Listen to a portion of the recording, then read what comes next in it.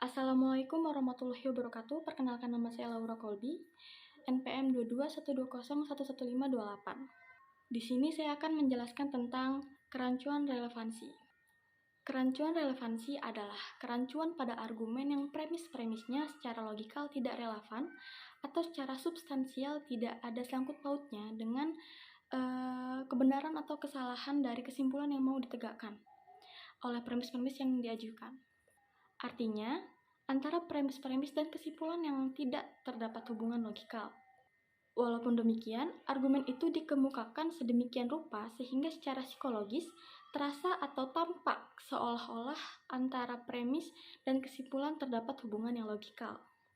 Selanjutnya, saya akan membahas tentang irrelevant conclusion atau konklusi tidak relevan, yaitu jika sebuah argumen yang sesungguhnya dimaksudkan untuk mendukung sebuah kesimpulan tertentu, namun diarahkan dan digunakan untuk membenarkan sebuah kesimpulan yang lainnya.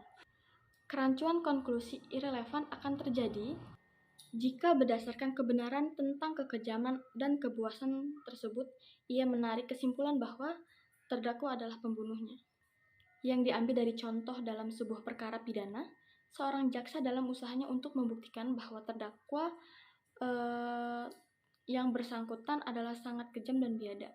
Maka dari itu, kerancuan konklusi irrelevan akan terjadi jika berdasarkan kebenaran tentang kekejaman dan kebuasan tersebut ia menarik kesimpulan bahwa terdakwa adalah pembunuhnya. Yang kedua, ada argumentum ad baculum atau merujuk kekuatan. Kerancuan ini terjadi jika seseorang dengan mendasarkan diri pada kekuatan atau ancaman penggunaan kekuatan memaksakan agar sebuah kesimpulan diterima atau disetujui. Yang ketiga, ada argumentum ad hominem atau abusive. Kerancuan ini terjadi jika suatu argumen diarahkan untuk menyerang pribadi seorangnya, khususnya dengan menunjukkan kelemahan atau kejelekan orang yang bersangkutan, dan tidak berusaha untuk secara rasional membuktikan bahwa apa yang dikemukakan oleh orang itu yang diserang adalah salah. Sekian dari saya, terima kasih. Perkenalkan, nama saya Yusuf Novian dengan NPM 22120111530. Di sini saya akan menjelaskan materi tentang kerancuan berpikir. Yang pertama, kerancuan relevansi mengenai argumen ad hominem atau circumstantial. Kerancuan relevansi argumen ad hominem circumstantial. Kerancuan ini terjadi jika sebuah argumen diarahkan pada pribadi orangnya dalam kaitan dengan situasi atau keadaan orang itu sendiri. Misalnya, tentu saja ia tidak akan setuju jika izin baru untuk membuka sebuah nightclub diberikan karena ia adalah seorang pendeta atau ulama. Argumen ini juga sering digunakan dalam periklanan. Misalnya dalam film iklan rokok dan Hill, terdengar ucapan dengan suara bariton, hanya sedikit orang yang mampu menghargai kualitas Supreme.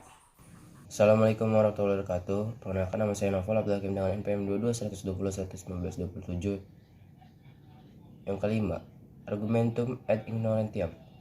Kerancuan ini terjadi jika suatu hal dinyatakan benar semata-mata karena belum dibuktikan bahwa hal itu salah, atau sebaliknya. Contoh, setan itu tidak ada karena belum pernah dibuktikan bahwa setan itu ada. Argumentum ad ignorantiam pada dasarnya merupakan jalan pikiran yang keliru, rancu, dan karena itu salah, kecuali dalam satu hal saja, yaitu dalam hubungan dengan proses peradilan pidana. Yang keenam ada argumentum ad misericordiam atau appeal to pity. Kerancuan appeal to pity ini terjadi jika rasa kasihan digugah untuk mendorong diterimanya atau disetujuinya suatu kesimpulan. Di sini terjadi pencampuradukan antara perasaan dan jalan pikiran orang, sehingga orang terdorong untuk menyetujui atau tidak menyetujui sesuatu. Argumentum ini sering digunakan dalam peradilan yang menggunakan sistem Anglo-Saxis. Contohnya yaitu pengadilan Thomas Kidd, seorang pemimpin serikat sekerja di Amerika Serikat yang dituduh melakukan persekongkolan jahat. Yang ketujuh ada argumentum ad populum. Kerancuan ini terjadi jika orang berupaya untuk mengemukakan dan memenangkan dukungan untuk suatu pendapat atau pendirian dengan jalan mengunggah perasaan atau emosi. Argumentum ini sering digunakan dalam bidang perikanan, politik, atau menghasut. Contoh yang menarik adalah pidato Brutus dan Marcus Antonius pada waktu pemakaman Julius Caesar. Yang ke-8 ada argumentum ad verecundium. Kerancuan ini terjadi jika usaha yang memperoleh pembenaran atau dukungan atau sesuatu kesimpulan pendapat dilakukan dengan jalan mendasarkan diri pada kewibawaan orang terkenal. Kerancuan ini terjadi jika sebuah pendapat diajukan atas dasar pendapat orang yang terkenal, namun keahliannya terletak di bidang lain. Misalnya, berupaya meyakinkan kebenaran suatu pendapat yang terletak dalam bidang politik atas dasar ucapan Einstein, seorang ahli fisika. Atau contoh lain yaitu iklan bir bintang. Sekian dari saya. Assalamualaikum warahmatullahi wabarakatuh. Perkenalkan, nama saya Alexander Tamba dengan NPM 221201529. Saya di sini akan menjelaskan beberapa materi dari kerancuan berpikir. Yang pertama ada false cause atau kausa palsu. Kausa palsu adalah suatu argumen yang secara tidak tepat menyatakan adanya hubungan kausal atau sebab akibat antara dua hal atau lebih.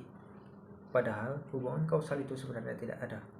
Dan kausa palsu memiliki dua jenis, yaitu yang pertama non-kausa pro-kausa, yaitu kerancuan ini terjadi jika sesuatu yang bukan sebab dinyatakan sebagai sebab dari suatu hal.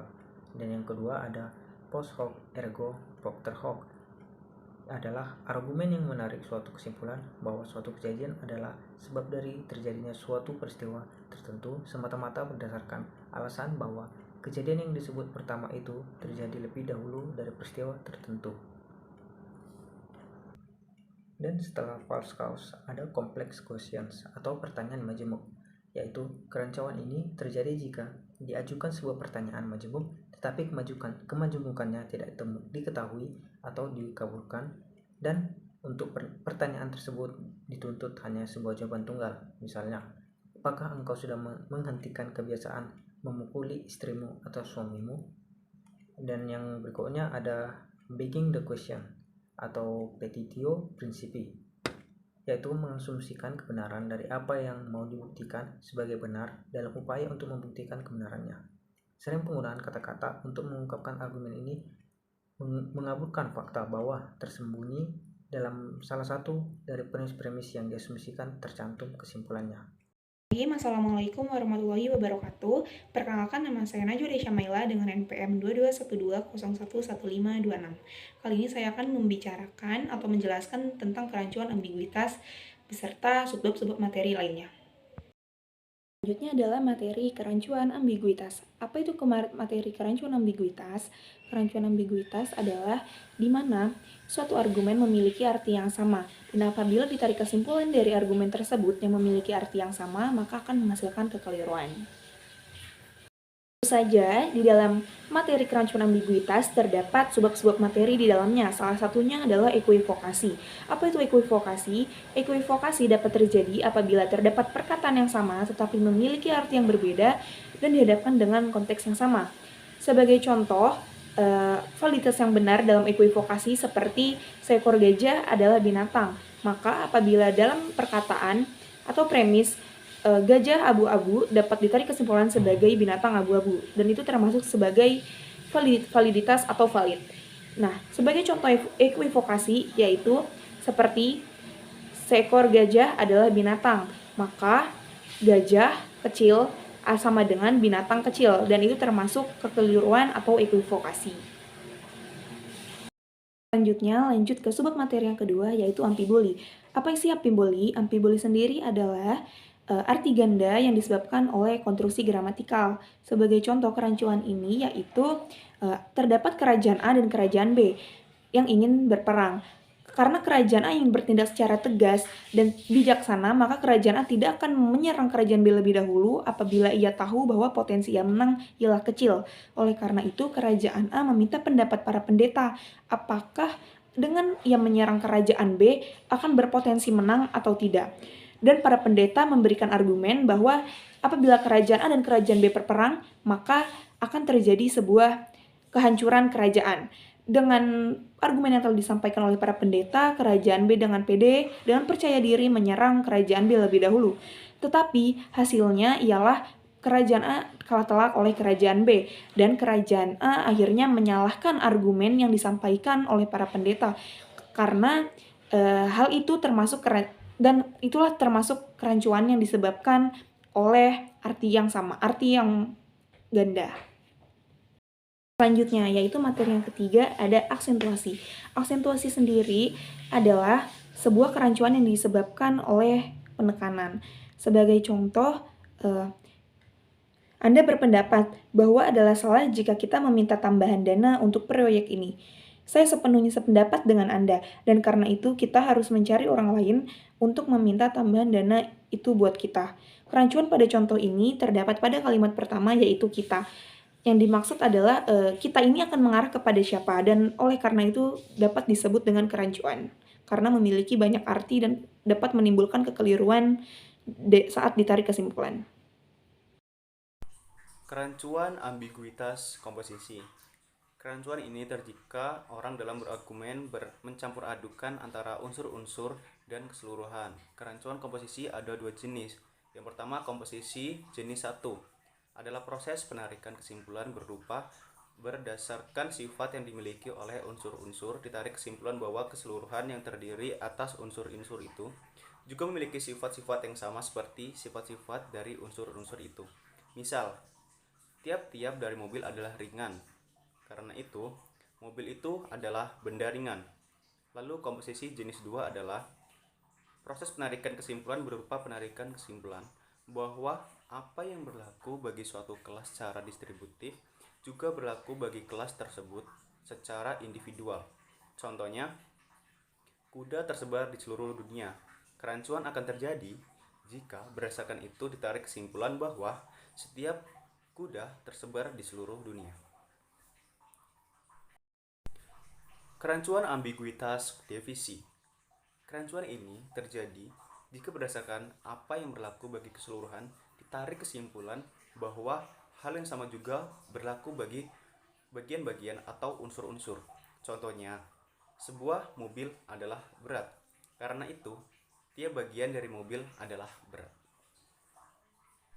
Ditarik kesimpulan bahwa kekeliruan penalaran disebabkan karena penarikan kesimpulan yang tidak sahih atau tidak sesuai dengan aturan-aturan yang ada, sehingga menjadi sebuah kerancuan atau kesalahan dalam penalaran. Lalu, terdapat beberapa alasan mengapa terjadi kerancuan dalam berpikir, yaitu yang pertama adalah karena kerancuan melanggar hukum-hukum logika. Lalu yang kedua yaitu dikarenakan ambiguitas dalam bahasa yang digunakan. Yang ketiga karena suatu argumen ternyata memuat premis-premis yang tidak berhubungan sehingga menghasilkan konklusi yang tidak tepat atau tidak sesuai. Terdapat penggolongan kesesatan berpikir, yaitu yang pertama ada kesesatan berpikir secara formal dan kesesatan berpikir secara informal. Lalu yang kedua ada kesesatan berdasarkan argumentasi yang salah, di mana terbagi menjadi dua di dalamnya, yaitu kekeliruan relevansi dan ambiguitas penalaran. Nah, di dalam materi kesesatan informal, di dalamnya terdapat sebab-sebab materi lainnya. Yang pertama adalah kesesatan yang disebabkan oleh penekanan. Sebagai contoh, setiap pagi pasukan mengadakan apel. Apel adalah buah, maka dapat ditarik kesimpulan bahwa setiap pagi pasukan mengadakan buah, dan itu termasuk kerancuan atau kesalahan dalam penalaran. Lalu yang kedua adalah kesalahan yang disebabkan term equivok. Sebagai contoh, sifat ketuhanan adalah sifat abadi. Ahmad adalah mahasiswa abadi, maka Ahmad memiliki sifat ketuhanan, dan itu termasuk salah satu kerancuan. Lalu yang ketiga adalah kesesatan yang disebabkan oleh kiasan. Sebagai contoh, semua bangsawan berdarah biru. Tetapi Ratu Elizabeth tidak berdarah biru, maka Ratu Elizabeth bukanlah bangsawan, dan itu termasuk kerancuan. Lalu yang ketiga adalah kesesatan yang disebabkan oleh ampiboli. Sebagai contoh, Ali mencintai kekasihnya, begitu pula saya. Hal ini dapat diartikan dalam berbagai macam. Sebagai contoh yaitu Ali mencintai kekasihnya, lalu saya juga mencintai kekasih Ali. Tetapi dapat juga diartikan sebagai Ali mencintai kekasihnya dan saya juga mencintai kekasih saya.